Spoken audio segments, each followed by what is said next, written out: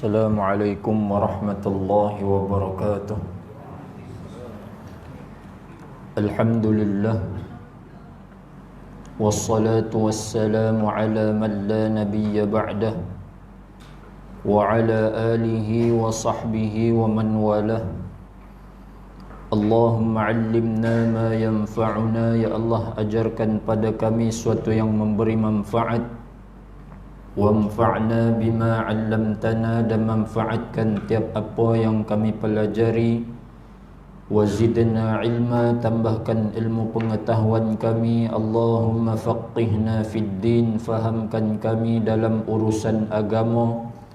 Wa'allimna at-ta'wil, ajarkan pada kami penafsiran Al-Quran. Allahumma ja'alna minal ladhina yastami'una al-qawla fayattabi'una ahsanah. Ya Allah, jadikan kami daripada kalangan mereka yang apabila mendengar suatu percakapan, kami mengambil perkataan yang baik-baik untuk dijadikan amalan dalam kehidupan seharian kami. Allahumma inna na'udhu bika minal jununi wal barasi wal judhami wa min sayyi'il asqam. Ya Allah, kami mohon perlindungan kepadamu daripada penyakit gila, kusta, sopak dan penyakit yang teruk, khususnya COVID-19 yang tidak ada izin sembuh melainkan daripadamu ya Allah. Allahumma amin. Ya Allah, terima dan perkenankanlah doa serta amal ibadah yang kami lakukan. Yang berbahagia Tuan Imam, seterusnya ahli jawatan kuasa Surau Al-Muhtadin bertam perdana yang dikasihi para jemaah muslimin muslimat, ibu-ibu, ayah yang dirahmati Allah Subhanahu wa taala. Alhamdulillah, setinggi-tinggi syukur kita ucapkan kepada Allah kerana memanjangkan usia kita dan berada kita di dalam majlis ilmu setelah menunaikan fardu asasi solat maghrib secara berjemaah, dan mudah-mudahan menjadi pemberat ketika mana kita berhadapan dengan Allah Subhanahu wa taala, menjadi pemberat di atas mizan ataupun neraca timbang amal ibadah kita menghadap Allah Subhanahu wa taala.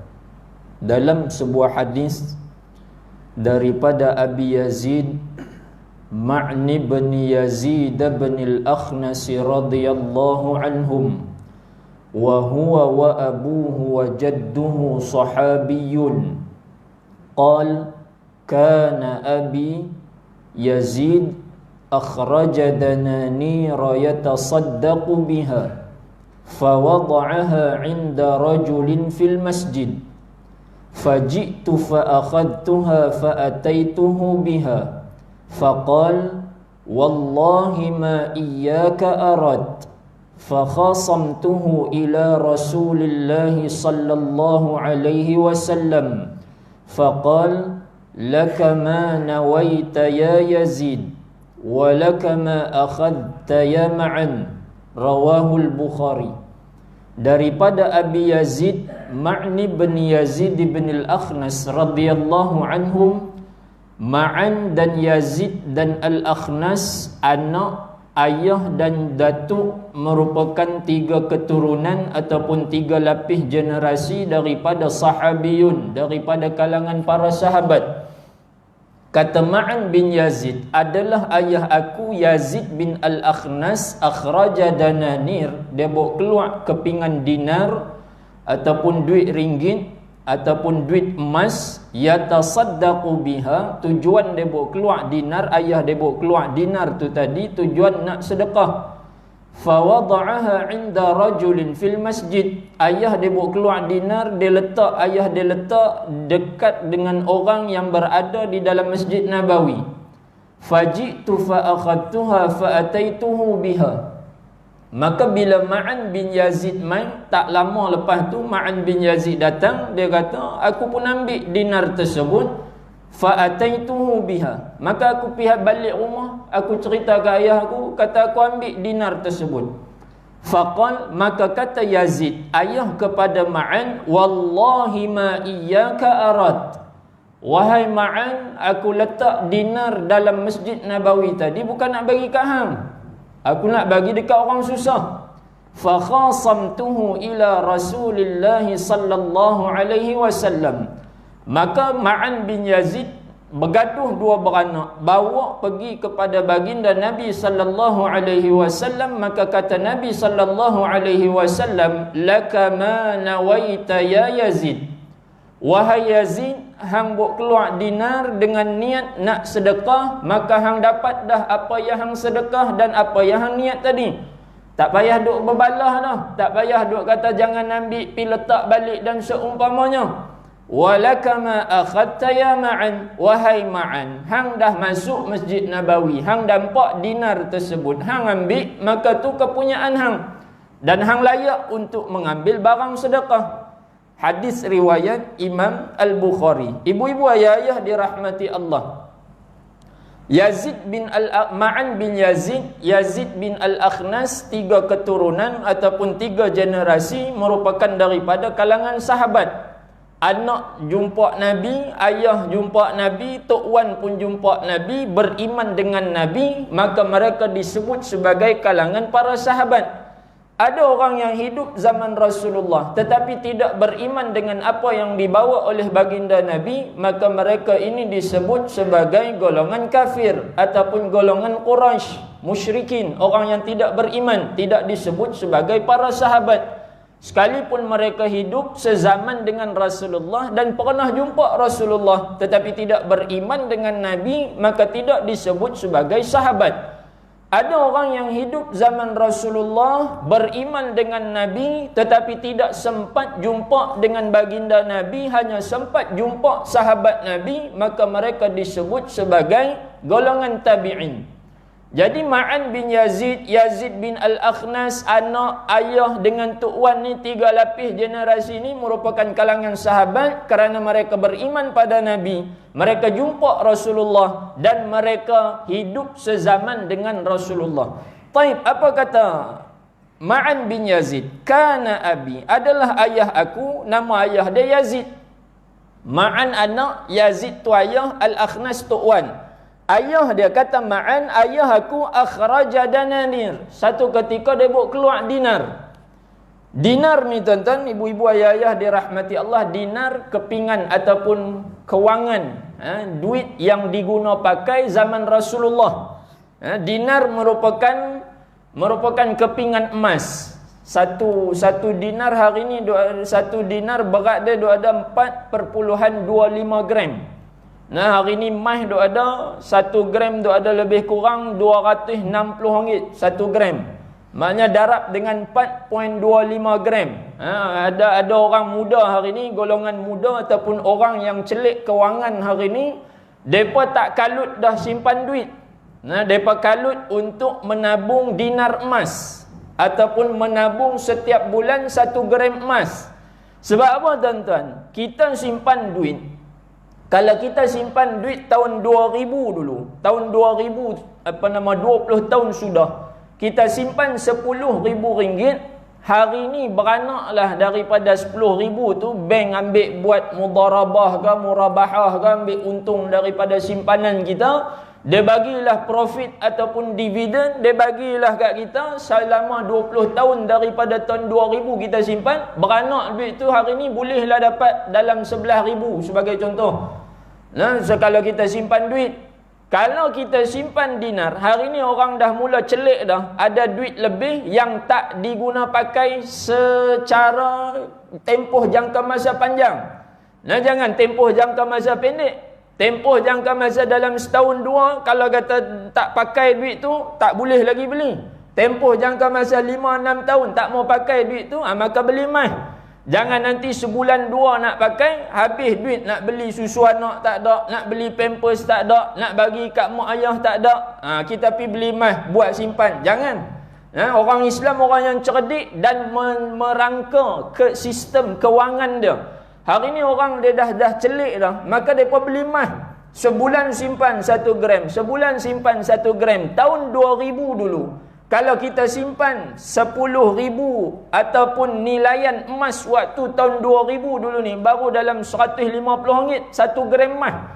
Maknanya kita boleh dapat dalam 10 dinar ataupun dalam 5 dinar atau 10 dinar, dan dengan nilai wang RM10,000 ni tadi. Tahun 2000 dulu, kalau kita simpan 10 dinar dengan tahun 2020 hari ni, dulu 10 dinar kita boleh beli dalam 10,000 ataupun 12,000 lebih kurang. Hari ni kalau kita nak beli 10 dinar, darab dengan RM260 1 gram, darab dengan 42.5 gram. Maka di sana duk ada dekat ada dalam 42 kali 200, duk ada 4 kali 2 dekat 18,000 lebih kot. 42 gram darab dengan RM200. Berapa belas ribu dah kan tu. Maknanya orang yang cerdik hari ni depa dah celik kewangan, depa mula simpan emas. Pasal apa? Pasal harga 1 dinar. Saya ingat masa saya balik 2017. Balik Madinah, kawan ajak beli dinar, kata nanti dululah kan. Kawan ajak tahun 2017, harga dinar 1 dinar dah ada 780 kurang lebih harga. Hari ni kita nak beli 1 dinar dah ada dekat 1,000 dah harga. Maknanya dalam tempoh 3 tahun dah naik dekat 200 lebih. Maka ibu-ibu, ayah-ayah dirahmati Allah, kewangan yang duit yang kita simpan dalam tempoh jangka masa panjang, kalau tak guna pakai, maka lebih elok kita simpan dengan dinar. Pun begitu, dinar boleh keluar zakat. Bila kita simpan lebih daripada 85 gram, maka diambil 2.5% daripada dinar ataupun emas yang kita simpan dan dikeluarkan zakat. Beza dengan kita simpan tahun 2000, simpan RM10,000. Hari ni kalau kita simpan masih dalam bank 2020 hari ni beranak jadi 11,000, tidak sampai nisab zakat. Maka tak boleh bantu orang yang susah-susah. Bila kita simpan emas lebih daripada 85 gram dan ke atas, maka di sana perlu ataupun ada di sana hak orang lain, kelebihan orang yang simpan emas. Dan dia ada membantu ekonomi orang yang susah. Sama ada orang Islam, kalau habis orang Islam dah senang, baru boleh bantu orang kafir ataupun orang bukan Islam. Maka muslimin muslimat yang dirahmati Allah, orang Islam adalah orang yang cerdik. Orang beriman adalah orang yang cerdik. Cerdik lagu mana? Lah ni waktu musim COVID-19, apungan kewangan bank negara dikawal oleh sistem emas. Bank negara Malaysia dikawal oleh apungan emas yang dipegang oleh bank negara. Betul ke? Orang ekonomi. Itu ini apa nama ni? Trade apa tu? Betul ke? Kewangan negara dikawal oleh apungan emas setiap negara. Lah ni waktu COVID-19. COVID-19, kewangan dunia tak stabil, tengah tak stabil lah ni. Jangan beli emas waktu harga tengah duk naik. Ni maklum, hak duk belakang tu. Jangan ajak Pak Long pergi beli emas waktu ni. Lah waktu ni emas tengah tak stabil. Pasal apa? Duit ataupun kewangan negara dikawal oleh apungan emas yang dipegang oleh setiap bank negara. Duit hak kita pakai, duit ringgit tu, hak kertas tu, nah, dikawal oleh emas yang dipegang oleh setiap bank negara. Maka waktu COVID-19, tambahan pula US dilanda dengan gelombang kedua. Jangan duk kalut pergi beli. Kita hari ni kalut pergi beli, nak cari periuk dakap, pulut dakap lah kan. Emas Panadol Activas, emas bagi, emas kuih raya kan. Kalut nak cari, dia kata hang gila apa. Hari tu awal PKP hang tak tengok harga 220. Hari ni baru 3 bulan habis PKP naik dah 270. Dia pun kalut pi emas apa yang duk ada di sekitar Bertam ni.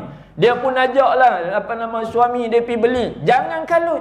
Sebab apa? Dalam kaedah fiqh ada menyebut man ista'jala syai'an qabla awanihi uqiba bihirmani. Siapa-siapa yang kalut dengan suatu benda sebelum sampai untuk dia mendapat benda tersebut, dia kalut nak ambil juga, uqiba bihirmani, akhirnya dia akan rugi. Sebulan sudah baru habis PKP, harga naik 270 lebih 1 gram. 2 minggu sudah naik sampai 300 1 gram. Hari ni drop balik. Hari ni 258 1 gram. Maka jangan kalut, tunggu reda dulu. Kewangan ekonomi dunia reda, tunggu Covid selesai dulu, barulah pergi beli. Dan orang buat kajian dijangka akan turun, sama ada bulan 12, tak bulan 12, dalam bulan 4 atau 5 akan turun harga emas. Maka waktu turun baru beli. Jangan kalut, kerana orang yang kalut dalam kaedah fiqh sebut, bila dia kalut dalam suatu perkara menyebabkan dia tak akan dapat benda tersebut, atau menyebabkan dia rugi daripada memiliki benda tersebut.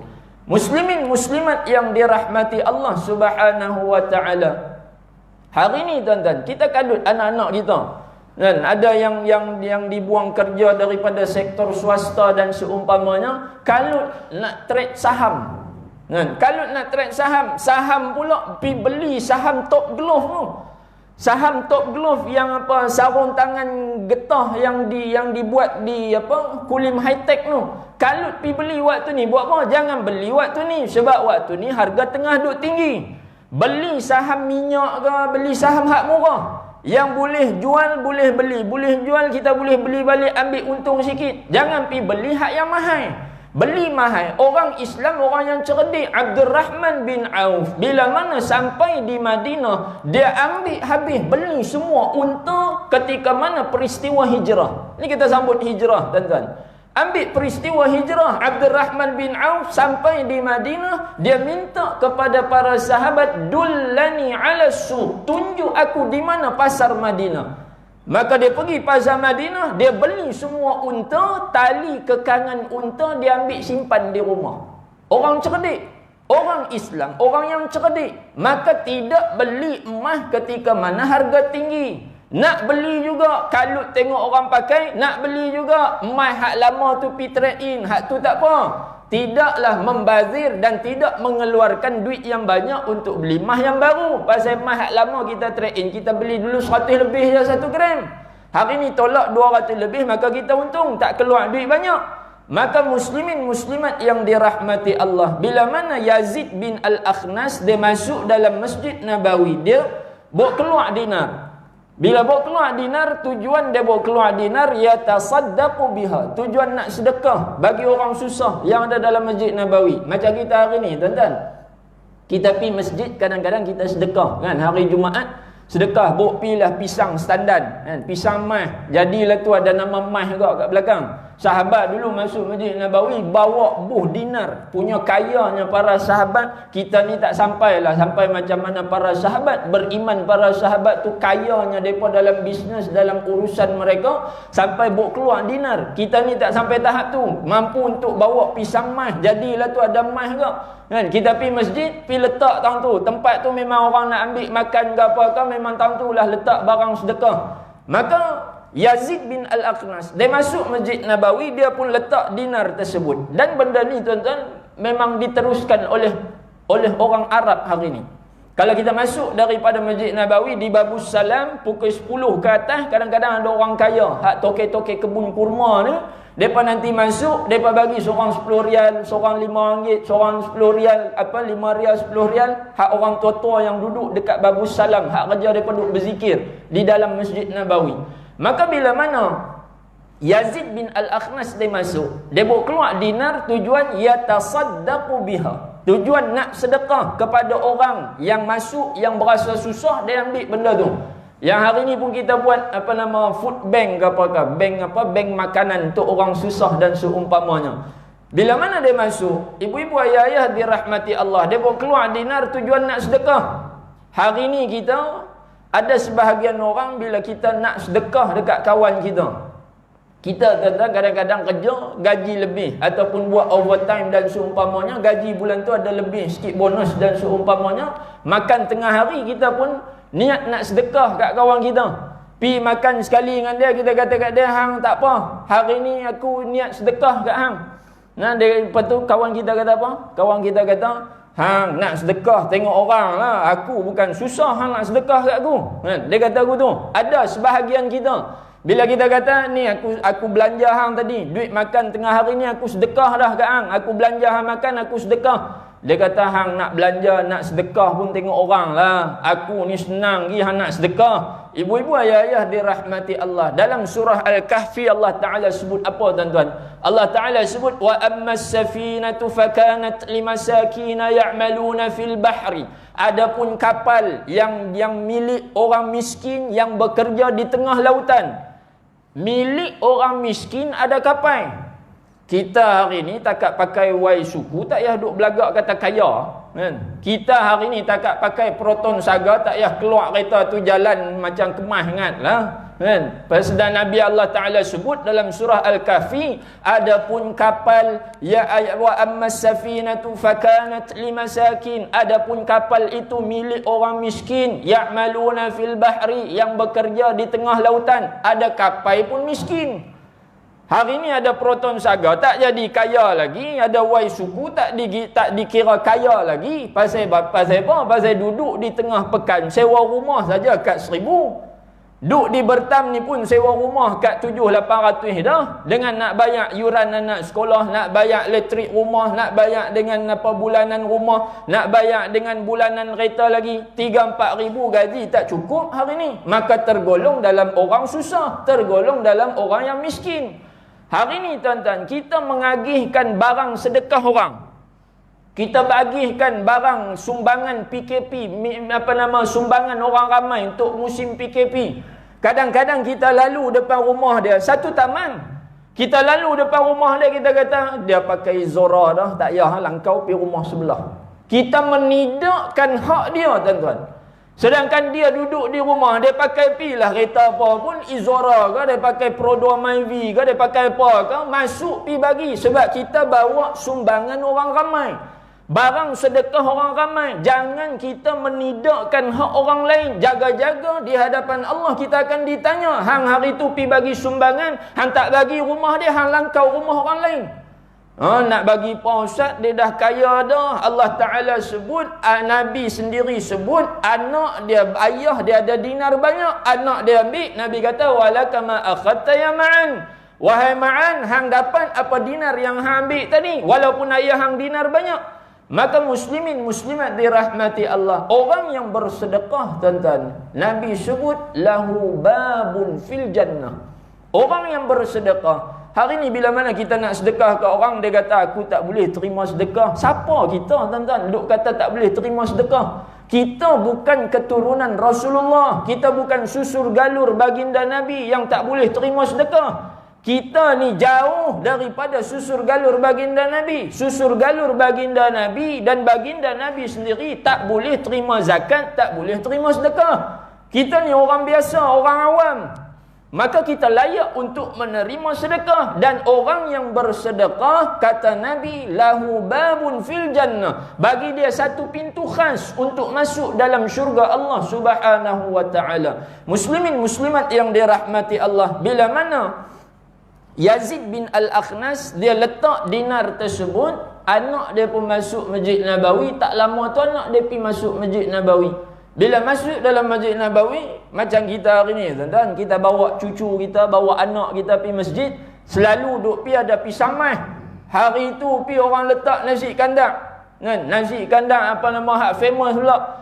Dia pun pi, alamak ayah hari ni balik rumah melompat sakan habaq kat kita. Hari ni dia pun pi letak nasi kandak, makan tengah hari, pas balik mayang Jumaat sampai terlena, dia kata tak pi sekolah kafar terus. Kan? Macam itulah juga kita hari ni. Maka Yazid bin Al-Akhnas, bila dia letak dinar, anak dia Ma'an bin Yazid masuk, dia kata, alamak hari ni selalu duk tengok ada kurma, selalu duk tengok ada gandum, hari ni orang letak dinar. Dia pun ambil.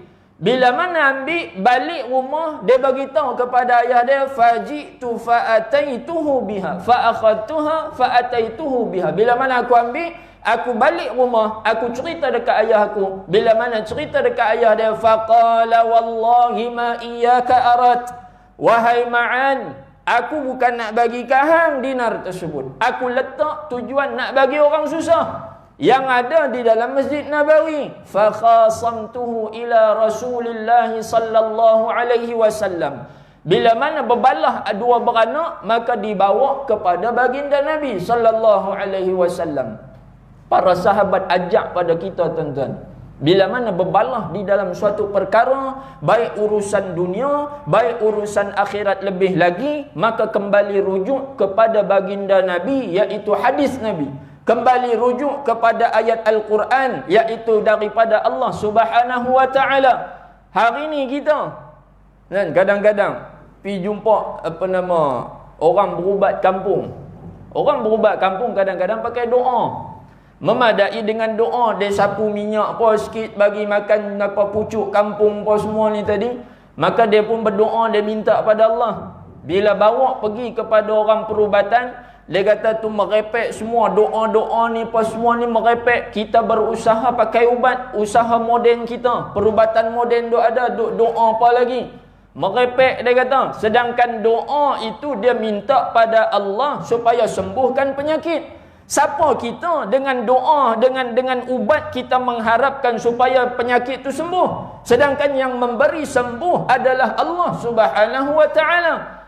Tu yang kena wabak Covid tu, pasal nak tunjuk kepada kita, bila mana kena Covid, Allah Ta'ala uji dengan wabak, Allah Ta'ala uji dengan bala, supaya kita kembali kepada baginda Nabi. Kita kembali atau tidak kepada Nabi. Kerana ujian, kata Allah, liyabluwakum ayyukum ahsanu amala. Kadang-kadang kita menidakkan usaha orang tua-tua dulu. Orang tua-tua dulu berdoa, usaha cari pucuk-pucuk pokok kampung, daun pokok apa semua. Mai hak moden, dia kata apa pucuk, apa kampung, apa dengan doa apa semua ni semua merepek. Maka kita tidak kembali kepada Allah, tidak kembali kepada Rasulullah yang mengajar kita untuk selamat di atas dunia dan sampai kepada akhirat. Sedangkan para sahabat bila mana bergaduh di dalam urusan dunia, bergaduh dalam hal kepingan dinar, bergaduh di dalam hal sedekah yang membawa amalan kepada akhirat, mereka kembali rujuk kepada baginda Nabi sallallahu alaihi wasallam. Hari ni tuan-tuan, kita kadang-kadang dengar juga duk kawan dengan orang hak perubatan, kawan juga dengan orang hak yang berubat kampung. Bila mana bawa dengan patah apa semua ni, duk kata apa merepek dengan doa apa semua. Doa tu lain cerita, duk lain cerita apa, itu usaha dia. Maka kita ni tadi menidakkan doa yang Nabi ajak. Kadang-kadang kita meninggalkan apa yang Nabi ajak. Nabi ajak kita bila tengok orang kena musibah, baca doa. Yang kita sebut bulan sudah, doa bila mana tengok orang yang ditimpa musibah. Hadis tu ada silap sikit. Hadis tu hadis daripada baginda Nabi. Bukan doa Sayyidina Umar. Hadis baginda Nabi, Nabi ajak kita bila tengok orang kena musibah, baca doa. Maka muslimin muslimat dirahmati Allah, orang moden hari ni dia kata doa apa doa? Memadai kita dengan ubat moden tu ada. Tidak kembali merujuk apa yang dibawa oleh baginda Nabi dan tidak kembali rujuk apa yang Allah Ta'ala sebut di dalam Al-Quran. Yang akhirnya kita berbalah dan kita tidak bersatu. Maka muslimin muslimat dirahmati Allah, bila mana Yazid bin Al-Akhnas, dua beranak bergaduh, dibawa kepada Nabi. Bila bawa kepada Nabi, maka kata baginda Nabi sallallahu alaihi wasallam, lakama nawaita ya Yazid, walakama akhadta ya Ma'an. Wahai Yazid, hang dapat dah niat hang nak sedekah tu settle, tak payah duk gaduh dah, tak payah duk berbalah dah. Walakama akhadta ya Ma'an. Wahai Ma'an, hang pun memang layak terima sedekah, hang ambillah sedekah tu, hang ambillah dinar mah tu, tak payah duk gaduh dah. Muslimin muslimat dirahmati Allah, hari ni tuan-tuan, kita buat korban. Buat korban di Mekah. Kita buat korban luar negara, mana-manalah. Lain pada Mekah, saya tak tahu nak cerita di Mekah. Pasal saya duduk sana, duduk urus korban di Mekah ni, duduk urus masa duduk ngaji lagi. Bila buat korban tuan-tuan, kena pula tahun ni saya duk galakkan supaya orang buat di Malaysia. Kita sendiri tengok dan kita sendiri yang saksi dan agihkan. Tahun ni kena pula, tahun ni banyak masjid surau kembalikan balik duit. Maka ada yang nak ikut sembelih korban di Mekah, maka kita pun uruskan. Bila mana kita uruskan tuan-tuan, habaq dah wai-wai. Jangan duk minta video, jangan duk minta gambar. Kalau ada nasib boleh bagi gambar. Pasal bukan macam sembelih di Malaysia. Sembelih di Saudi, tuan-tuan. Saya 3 tahun sudah lah masa mengaji di Madinah. Urus untuk sembelihan korban. Bila mana kita ikutlah, kita cuba untuk ikut trend orang Malaysia. Pasal apa orang Malaysia ni dia syarat sah korban dia nak kena ada video kot. Sedangkan dalam mazhab Imam Syafi'i tak sebut pun syarat sah korban tu kena ada video, kan? Bila mana depa minta, kita pun cubalah untuk ikut. Bila ikut, duk hari pertama dengan bawa kertas, ada yang bawa kertas, saya memadai ambil gambar dalam handset, baca penama apa semua tu baca, lepas tu biar orang tu sembelih. Ada sebahagian negara yang duk ikut, dan orang Malaysia kita sendiri duk pi buat sembelih sekok sebut nama, sembelih sekok sebut satu nama. Memadai dah hang wakil dah, hang sebutlah nama kawan tu. Bila mana dia ambil sembelih sekok sebut nama, sembelih sekok satu nama, duk besok tuan-tuan dalam maslah tempat sembelihan dekat Mekah yang hari ni depa sembelih di Kilo Asyarah. Sebelum ni sembelih di Ka'kiyah, lepas tu pindah pergi Kilo Asyarah. Sembelih dalam tempat maslah tu tuan-tuan. Ibu-ibu ayah-ayah dirahmati Allah. Dalam maslah tempat sembelih tu ada kamera. Kamera ni akan dipantau oleh Baladiah, iaitulah perbandaran Mekah. Mereka main pantau. Waktu petang mereka nanti pantau. Bila mereka tengok ada orang pegang kertas, dia ambil video apa semua, nanti cari punca. Jadi dekat tokek kambing ni nanti hanya dilimitkan sembelihan. Kena dah tahun ni. Tahun ni gagah pasal tak ramai jemaah.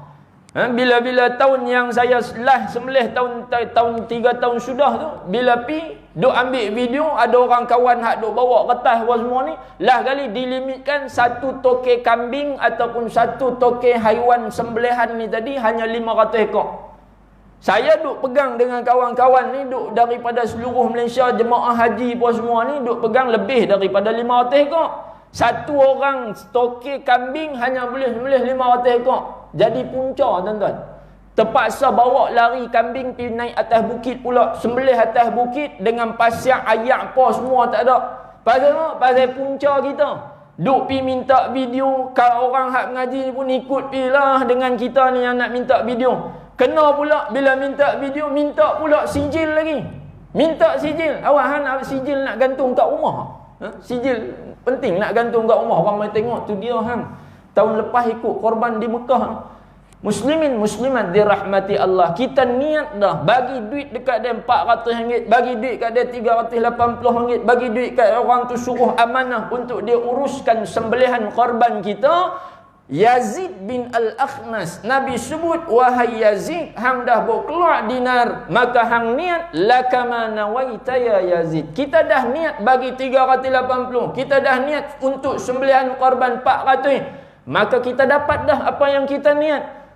Muslimin muslimat dirahmati Allah, tak payah dengan sijil, dengan video semua merepek tuan-tuan. Allah Ta'ala sebut dalam Al-Quran, ya ayyuhalladzina amanu la tubtilu sadaqatikum bil manni wal adha. Wahai orang beriman, jangan hang matikan, jangan hang buang, jangan hang batalkan amalan ibadah sedekah kita bil manni wal adha, dengan perasaan ungkit tak puas hati. Hari tu dia sembelih tak tahu. Dia ni macam-macam ungkitan dengan perasaan hati kita tak puas hati, yang akhirnya membatalkan amal ibadah kita.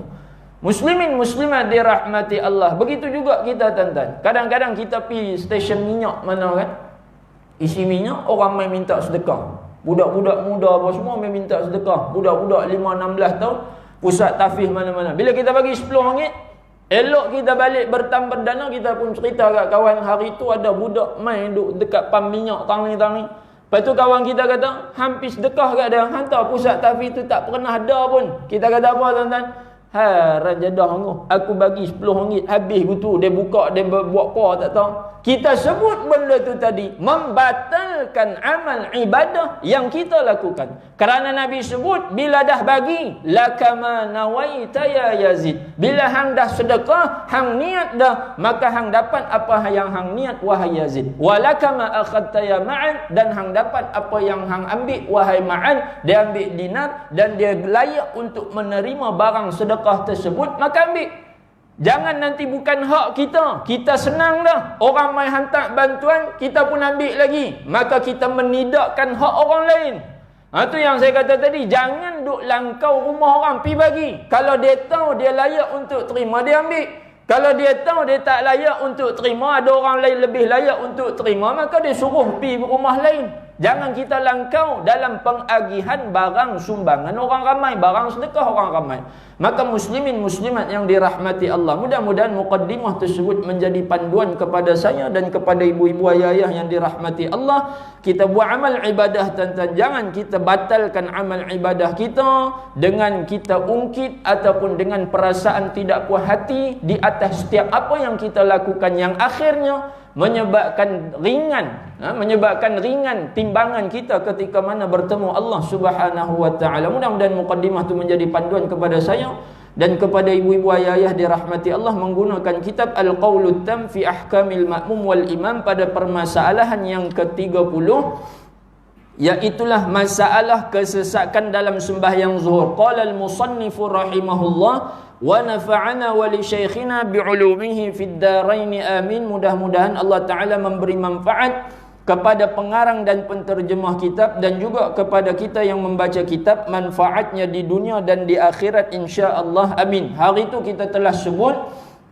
berkenaan dengan sesak yang ganggu ketika mana sembahyang Jumaat sehingga dia tidak boleh untuk sujud, duduk antara dua sujud dan sujud, melainkan ketika mana imam dah naik rakaat yang kedua pada sembahyang Jumaat.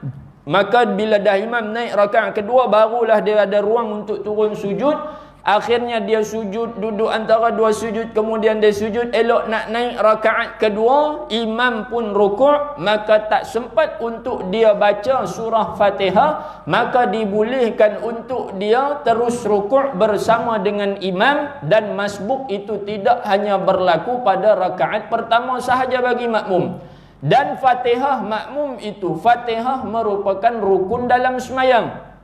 Fatihah merupakan rukun dalam sembahyang. Dalam mazhab Imam Syafi'i mengguna pakai hadis Nabi, la salata liman lam yaqra bi ummil Quran. Tidak sempurna sembahyang orang yang tidak membaca ummul Quran, iaitu Fatihah. Fatihah tidak boleh ditinggal, tetapi disebabkan sesak tempat tersebut, maka tak ada ruang untuk dia sujud, melainkan pada imam naik rakaat yang seterusnya baru boleh turun dia sujud. Maka pada ketika tu dia naik rakaat kedua nak baca Fatihah, sesak tu tadi dia naik tak sempat nak baca Fatihah, maka tertanggal ataupun gugur bacaan Fatihah makmum tersebut. Kerana apa? Kerana Nabi SAW sebut, man kana lahul imam, siapa-siapa yang sembahyang ada imam, fa qiraatul imam, maka bacaan imam itu lahu qiraah, makmum mendapat bacaan imam. Hari ni kita kita takut nak jadi imam. Bila orang suruh kita jadi imam, dia boleh baca. Tapi bila orang suruh dia jadi imam, dia kata, hang nak suruh aku jadi imam, amalan aku pun tak banyak. Hang nak suruh aku jadi imam, nak tanggung pula ni amalan orang hak makmum belakang aku ni. Makmum ke imam ke tidak menanggung dosa amalan orang lain. Kita hari ni duk faham, jadi imam ni besar sungguh kerja imam ni. Pasal apa? Pasal dia kena tanggung tu 50 makmum duk ada, 50 dosa makmum tu dia kena tanggung. Allah Ta'ala sebut jelas dalam Al-Quran, la taziru waziratun wizra ukhra. Tak ada siapa pun tanggung dosa orang lain. Dosa makmum, makmum tanggung. Dosa imam, imam tanggung. Imam tidak menanggung dosa makmum.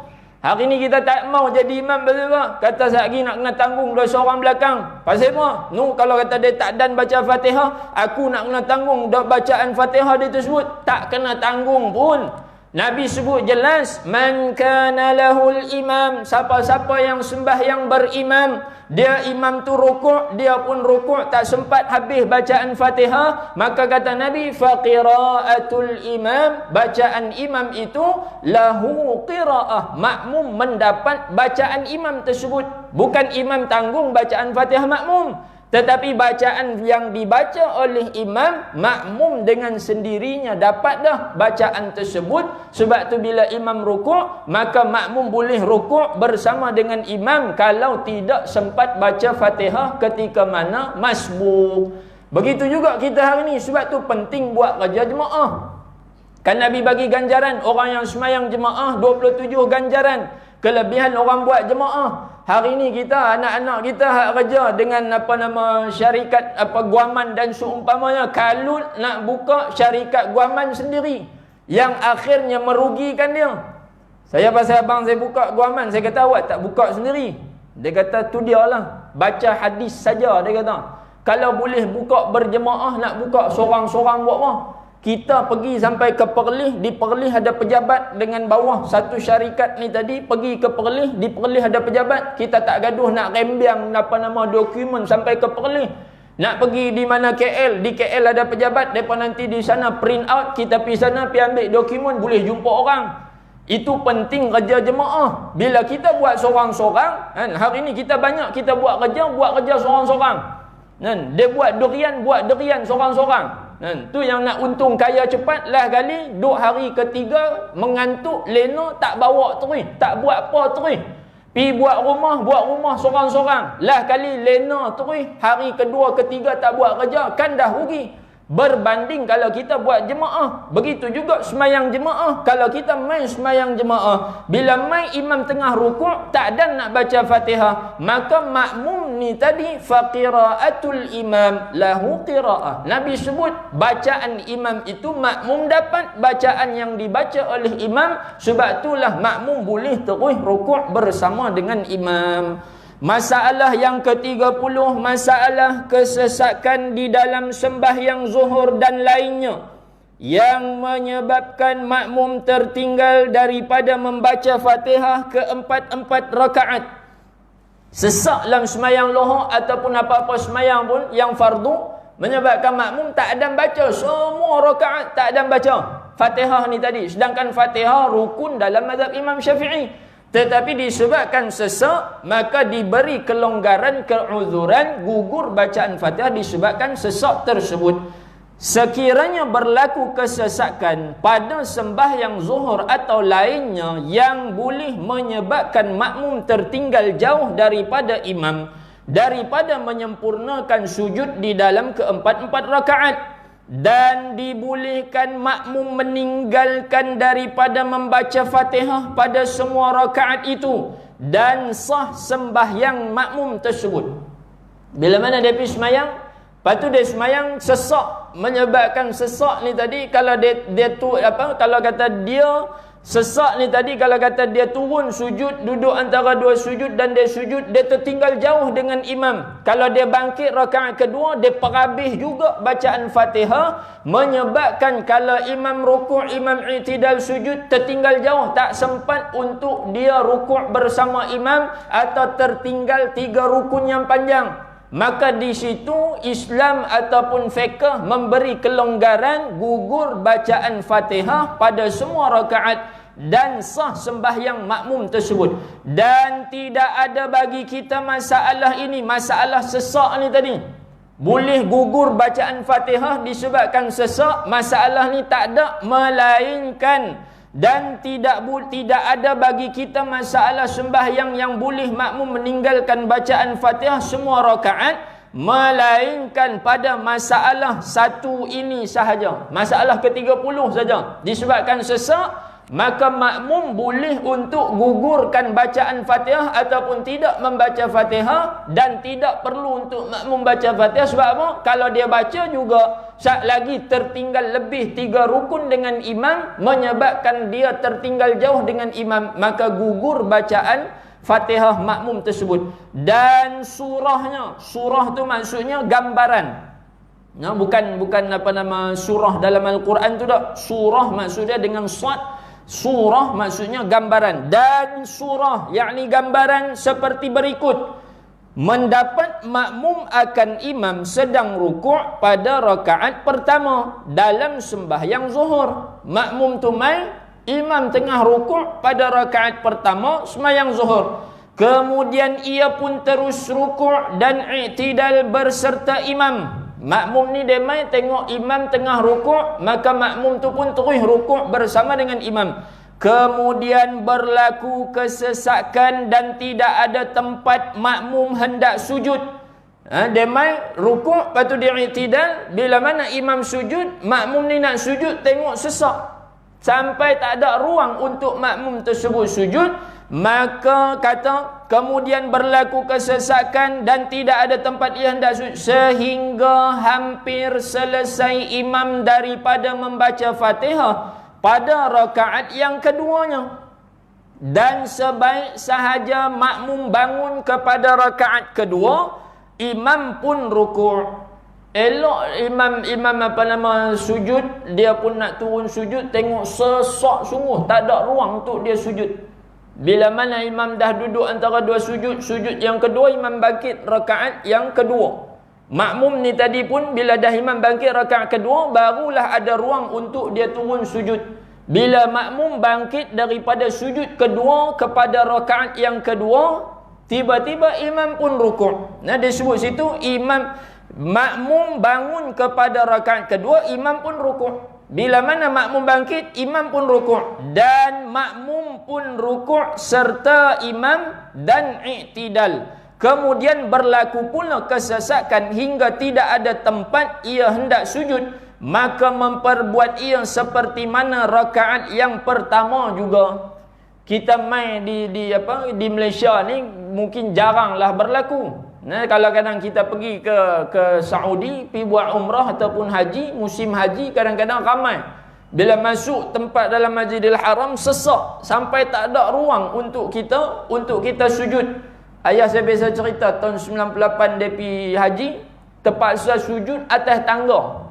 Sujud atas tangga. Duk Malaysia tak pernah lah sujud atas tangga. Walaupun PKP PKP orang kunci masjid, kunci pintu masjid, tak ada tempat nak semayang. Kadang-kadang patah balik je, duduk rumah tak semayang. Maka dia semayang zuhur di rumah, dia tak semayang Jumaat. Diberi keringanan kepadanya, tak sampailah tahap sesak yang tak ada ruang untuk kita sujud. Tapi bila kita pergi ke sesetengah negara yang imam masyhur jadi imam, bacaan dia pun sedap dan seumpamanya, orang pergi semayang meneru ramai. Maka pergi semayang ni tadi, nak sujud, ruang tak ada. Bila mana imam naik rakaat kedua, dia pun ikut naik rakaat kedua. Elok naik rakaat kedua nak baca Fatihah, imam rukuk. Bila imam rukuk, dia pun rukuk. Imam i'tidal, dia pun i'tidal. Imam sujud, makmum nak turun sujud, makmum tempat sesak. Maka diperbuat seperti mana pada rakaat pertama tadi. Maka sebaik sahaja makmum bangun kepada rakaat yang ketiga, imam pun rukuk dan makmum pun rukuk serta imam dan i'tidal. Kemudian berlaku kesesakan lagi pada rakaat keempat. Rakaat pertama macam tu sesak, rakaat kedua macam tu sesak, ketiga pun macam tu sesak, keempat pun sesak, sampai dia naik rakaat, semua rakaat tidak sempat untuk dia membaca Fatihah. Kerana bangkit ni tadi imam terus turun rukuk, maka semua rakaat dia tinggal. Dan sebaik sahaja angkat kepalanya dan bangun, maka imam rukuk, dia bangkit nak sujud yang kedua pada rakaat ketiga, nak bangkit rakaat keempat. Bila naik rakaat keempat, imam pun turun rukuk. Maka pada ketika tu gugur bacaan dia. Dan sebaik sahaja angkat kepala makmum dan bangun, maka imam rukuk dan makmum pun rukuk beserta imam juga. Dan gugurlah bacaan Fatihah makmum itu pada keempat-empat rakaat. Dan demikianlah pada sembahyang yang 2 rakaat dan 3 rakaat. Bila dia naik ni tadi, imam rukuk, maka makmum tu tadi tak sempat disebabkan sesak, tak ada ruang untuk sujud. Maka sedangkan bacaan Fatihah merupakan rukun dalam mazhab Imam Syafi'i.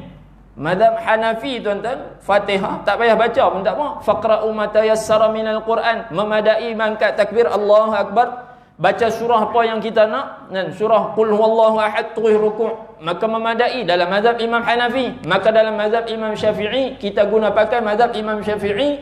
Imam Syafi'i kata surah Fatihah itu wajib dan surah Fatihah itu rukun daripada rukun semayang. Maka gugur Fatihah ini tadi, yang Fatihah itu rukun, dia menjadi gugur ataupun tidak perlu untuk baca disebabkan sesak dalam sembahyang yang menyebabkan makmum tidak sempat untuk baca ketika mana bangkit daripada rakaat tersebut. Berdasarkan hadis Nabi sebut, man kana lahul imam faqira'atul imam lahu qira'ah. Siapa-siapa yang sembahyang berimam, maka khalas, tak perlu untuk dia bacaan dah. Kalau dah sesak ni tadi, tak perlu dah dia baca Fatihah. Sebab apa? Faqira'atul imam, apa yang dibaca oleh imam itu, makmum telah mendapat bacaan tersebut dengan syarat masalah ke-30 ini kata sesak yang menyebabkan makmum tidak ada ruang untuk turun sujud dan duduk antara dua sujud dan sujud, melainkan pada ketika imam dah bangkit pada rakaat seterusnya. Masalah yang ke-31, makmum tidak sempat membaca Fatihah kerana berbimbang membaca doa iftitah dan at-ta'awudz. Doa iftitah kalau boleh jangan tinggal, kerana Nabi sebut siapa-siapa yang baca doa iftitah maka diampunkan segala dosa-dosa kecil dia. Maka makmum ni tadi dah tahu main lambat, gagah nak perhabis juga Fatihah doa iftitah. Maka kita akan sambung pada kuliah yang akan datang. Makmum tu dia tak sempat pasal dia duduk kalut nak baca surah nak baca doa iftitah dan a'udzubillah. Tu yang kita sebut tadi, kaedah fiqh kata siapa-siapa yang duk buat kalut sangat, uqiba bihirmani, yang akhirnya menyebabkan dia tidak mendapat ataupun rugi dengan benda yang dia kalut tadi ni. Maka kita akan sambung pada kuliah yang akan datang. Dan akhirnya tuan-tuan, ibu-ibu, ayah-ayah dirahmati Allah, saya pesan pada diri saya dan kepada muslimin muslimat dirahmati Allah, hari ini kita dah masuk 1 Muharram. Nabi sebut siyamu yaumi Ashura, siapa-siapa yang puasa pada 10 Muharram, Allah Ta'ala ampunkan dosa-dosa kecil yang kita lakukan. Maka jangan tinggal 10 Muharram. Nabi sebut, kalaulah aku hidup sampai ke tahun depan, tapi Allah Ta'ala la samahallah, Allah Ta'ala tidak izinkan Nabi untuk hidup tahun depan tu. Nabi kata, kalaulah aku boleh jumpa dengan tahun depan, kata Nabi, nescaya aku puasa 9, 10, 11 Zulhijjah, 9, 10, 11 Muharram. 9, 10, 11 Muharram. Kalau nak puasa, puasa. Kalau kata tak mau puasa, ambil 10, jangan tinggal. Kerana 10 tu yang penting, yang Nabi sebut diampunkan dosa-dosa kecil. Jangan duk balah. Dia kata puasa 9, 10 je. Dia pun ambil puasa 9, 10. Ada pula hak berbalah. Dia kata kena puasa 3 hari. Dia kata lah kali puasa, dia puasa hak sebelah ya.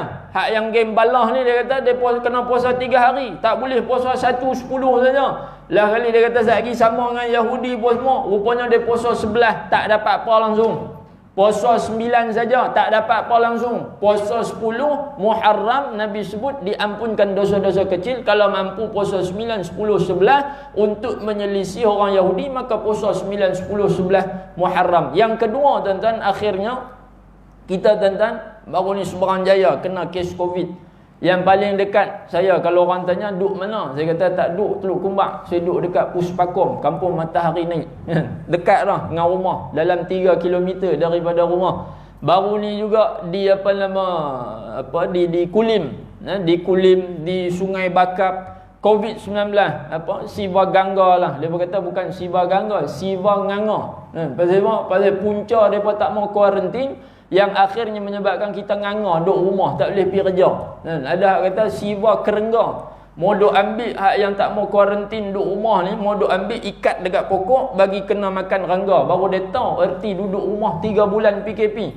Dan pun begitu tuan-tuan, Allah Ta'ala uji, tidak lain hanya Allah Ta'ala nak melihat liyabluwakum ayyukum ahsanu amala. Allah Ta'ala nak tengok ujian ni tadi, siapa yang lebih baik amalan dia kepada Allah. Maka Nabi ajak kita, bila mana nak elak daripada ujian ni tadi, nak elak daripada terkena ujian ataupun bala yang datang secara tiba-tiba, kata Nabi sallallahu alaihi wasallam, baca 3 kali pada waktu pagi, bismillahilladzi la yadurru ma'asmihi syai'un fil ardi wala fis sama'i wa huwas samiul alim, lam tusibhu faja'atu bala. Dia tak akan kena bala yang datang tiba-tiba sampai ke petang harinya. Dia baca petang hari, tak akan kena bala musibah yang datang tiba-tiba sampai keesokan harinya. Maka kita kerja perlu diteruskan. Kerja perlu diteruskan. SOP apa semua kita kena ikut. Dengan penjarakan sosialnya, dengan pakai pelitup mukanya. Pakai pelitup muka pun satu masalah kak. Ada orang dia tak boleh pakai pelitup muka. Kalau dia pakai pelitup muka, dia jadi lemah. Kan, lemahlah kali selesema lah kali tak boleh pergi kerja. Kan, saya baru ni pergi bank. Bila pergi bank, yang hak jaga pakai pelitup muka apa ni, tam pintu depan tu. Hak tam pintu depan guard tak bagi masuk, pakai tak boleh masuk lah kalau tak ada pelitup muka. Guard dah bagi masuk, kita dengan apa tak ada sakit pun semua kita pun masuk. Bila masuk kat dalam, dia kata, "Cik kena pakai pelitup muka." Saya kata, "Pasal apa kena pakai?" Dia kata, "Tu 1 Ogos wajib pakai." Saya kata, "Tu dia kita ni tuan-tuan, kadang-kadang baca tak habis." Kan, baca tak habis, tu yang kena saman nganga terus. Orang main nak saman bayar 1,000, orang main nak saman terus bawa keluar IC bagi. Kan, bila orang tanya, "Pasal apa kena saman?" "Pasal tak pakai pelitup muka." "Pasal apa?" "Pasal kitab tak baca habis." Kan, "Cuba baca habis tengok." Saya kata kat dia, "Awak pasal apa nak kena pakai?" Dia kata, "Tu baca tak cik, baca tak?" Saya kata, "Saya tak reti baca." "Saya tak reti baca," saya kata. Dia kata, "1 hari bulan cik wajib kena pakai. Ni ada kamera atas ni," dia kata. Saya kata, "Kira apa kamera ni? Kiri kanan duk ada kamera," saya kata. "Duk kira apa?" Lah kali dia kata, "Kalau saya selesema ataupun saya ada bergejala, saat lagi encik kena pula pasal encik tak pakai pelitup muka." Bola tanggung kat dia. Saya kata, patutnya akak, kalau akak rasa akak bergejala, tak payah duk main 2 minggu, duk rumah tak payah kerja. Kan, ni duk main kerja agak habis semua orang kena. Kan, baca bagi habis. Syekh Ismail Sabri kata, pakai pelitup muka 1 hari bulan di tempat awam yang sesak. Kan, ni duk rapat-rapat ni, hak tu kena pakai lah. Saya duduk depan ni tak gaduh pakai, pasal saya duduk jauh. Kan, kita duduk 1 meter apa ni, mayang 1 meter, tak gaduh pakai, tak apa. Pasal dia sebut dah, wajib pakai 1 hari bulan di tempat awam. Betul lah tempat awam ni, tempat awam yang sesak hak ujung tu. Kita tak baca habis, hak sesak tu kita tak pakai. Lah kali orang main minta IC nak saman, kita akan bagi terus. Padahal kita duduk kat taman mainan, duduk tak ramai pun.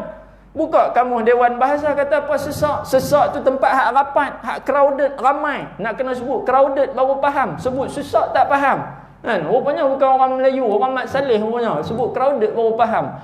Pun begitu tuan-tuan, kita jaga SOP pun semua ni. Jangan tinggal hak Nabi ajak. Nabi kata baca 3 kali waktu pagi dan 3 kali waktu petang. Kerja semua kena diteruskan tuan-tuan. Duk rumah pakai tak ada kerja, sekali lagi anak bini berdapur tak berasap, maka kena pergi kerja. Maka jangan kita tinggal ujian yang Allah Ta'ala turun. Tak lain juga Allah Ta'ala sebut, liyabluwakum ayyukum ahsanu amala. Nak tengok sejauh mana amal kita kepada Allah. Nah, ni lagi diuji, lagi kurang amal kita. Lagi diuji, lagi kurang amal kita. Ya akhirnya bala Allah Ta'ala lagi banyak, wal'iyadhu billah. Maka jangan kita tinggal menyebut 3 kali waktu pagi dan 3 kali waktu petang. Yang Nabi beri jaminan, lam tusibahu faja'atu bala. Dia tidak akan kena bala ataupun musibah yang datang secara tiba-tiba. Mudah-mudahan kita diselamatkan dan diberi kesihatan oleh Allah Subhanahu wa Ta'ala. Dan mudah-mudahan Allah Ta'ala memelihara kita dan segera mengangkat wabak COVID-19 yang tidak ada izin sembuh melainkan daripada Allah Subhanahu wa Ta'ala. Aqulu qawli hadha wa astaghfirullahal azim li wa lakum. Yang baik itu datang daripada Allah Subhanahu wa Ta'ala. Salah silap kelemahan saya sendiri, hakikatnya dua-duanya datang daripada Allah Subhanahu wa Ta'ala. A'udzubillahi minasyaitonir rajim. Bismillahirrahmanirrahim. Alhamdulillahi Rabbil Alamin. Wassalatu wassalamu ala ashrafil anbiya'i wal mursalin Sayyidina Muhammadin wa ala alihi wa sahbihi ajma'in. Allahumma ja'al jam'ana jam'an marhuma wa tafarruqana min ba'dihi tafarruqan ma'suman wa la taj'al Allahumma fina wa la shaqiyyan wa la matrudan wa la mahruma. Allahumma a'inna ala dhikrika wa syukrika wa husni ibadatik. Allahumma a'inna ala dhikrika wa syukrika wa husni عبادتك. اللهم إنا نعوذ بك من الجنون والبرص والجذام ومن سيء الأسقام. الحمد لله الذي عافانا مما ابتلاك بهم وفضلنا على كثير ممن خلق تفضيلا. بسم الله الذي لا يضر مع اسمه شيء في الأرض ولا في السماء وهو السميع العليم. بسم الله الذي لا يضر مع اسمه شيء في الأرض ولا في السماء وهو السميع العليم. بسم الله الذي لا يضر مع اسمه شيء في الأرض ولا في السماء وهو السميع السميع العليم. سبحانك اللهم وبحمدك نشهد أن لا إله إلا أنت ونستغفرك ونتوب إليك. والعصر إن الإنسان لفي خسر الذين آمنوا وعملوا الصالحات وتواصوا بالحق وتواصوا بالصبر. وصل اللهم بجمالك على نبينا سيدنا محمد وعلى آله وصحبه وبارك وسلم. والحمد لله رب العالمين. السلام عليكم ورحمة الله وبركاته.